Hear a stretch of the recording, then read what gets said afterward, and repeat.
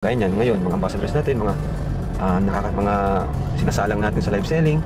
So yun, kaya sobrang blessing din talaga yung Velvet Box. Hi Joy! Hello po! Tara, pasok sa kabila. Sa kabila. Okay, so let's go. Ay, na sila.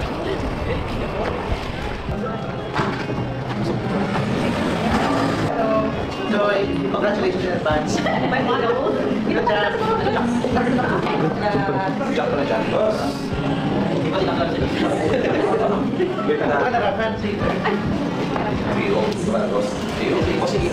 So ayan po, nandito po tayo ngayon. Kasama po natin, of course, ALM. Palagi natin ka-partner sa lahat ng projects natin. Kasama ang kanyang napakagaling ng mga talents. Ayan po sila. So mamaya po malalaman niyo po kung bakit nandito sila. Pero ngayon, gusto ko lang din i-appreciate and acknowledge din ang effort ni Joy. Kaya nandito siya ngayon kaya siya nandito kasi siya din yung napili namin nila Tito Jun para sa project na ito. Kaya sama ko na siya yung fit sa project na ito. And mamaya malalaman niya, di pa niya alam lahat. Kumaga wala pa siyang idea. Kinakabahan ka? Ano nararamdaman mo? Na-excite po. Na-excite ka? Ano ba? Masaya. Masaya. Ano yung feeling na ikaw yung napili ng Velvet Box? Masaya po, tapos na-excite kasi ako po yung napili na dito sa project na ito. Yun, palapakan natin. Proud lang ako kay Joy kasi kahit wala siyang kalab team, di ba? Solo na lang siya ngayon. Pero pinakita niya na kaya niya yung sarili niya. Sa business namin, sa Velvet Box, pinakita niya na yung pagiging professional niya, yung dedication niya, yung sipag at syaga na kaya niyang gawin ang bagay na ito kahit solo lang siya. At nakita ko rin yung improvement niya, yung pag-level up niya.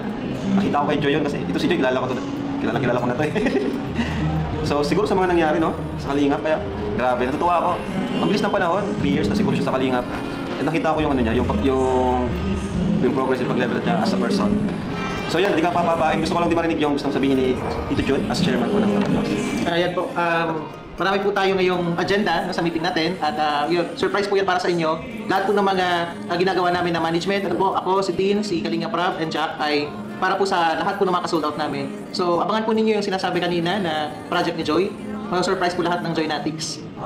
Super excited ako kay Joy kasi talagang nakikina-visualize na namin yung magiging outcome from the photography sa baka makasabi ako. And I mean, na-imagine ko na she's the perfect face for our new project.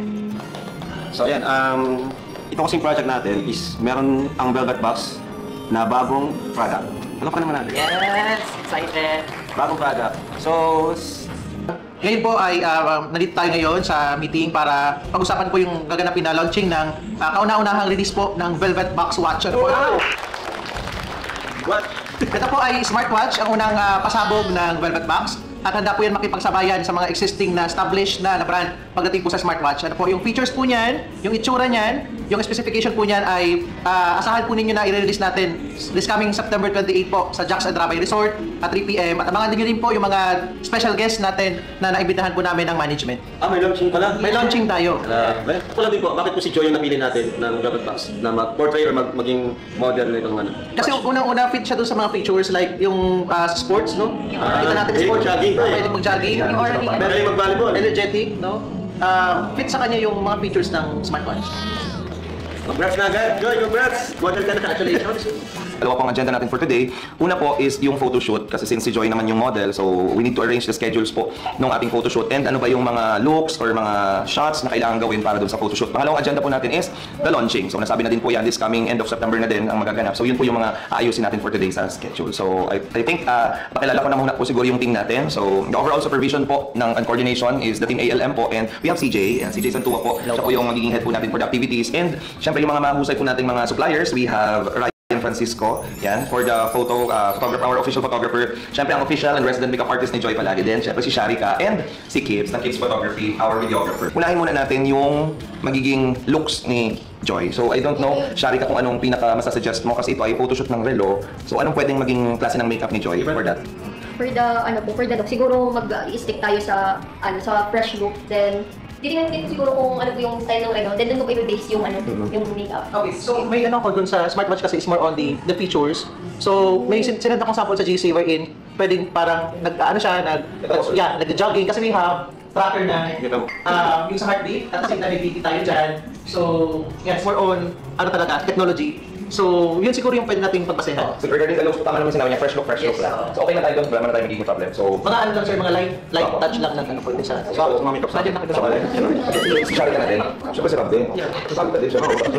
Okay, sa photo naman, anong concern mo sa photo? Hindi ba tayo studio na ba yung I know po, natin? magka-outdoor po din tayo. Since bibidyoan po ni photoshoot, magka-ano din po. Kaya sana yung parang ano lang, Yeah. indoor siya pero parang like coffee shop or library, parang mga Kahit ganun. mga ganun.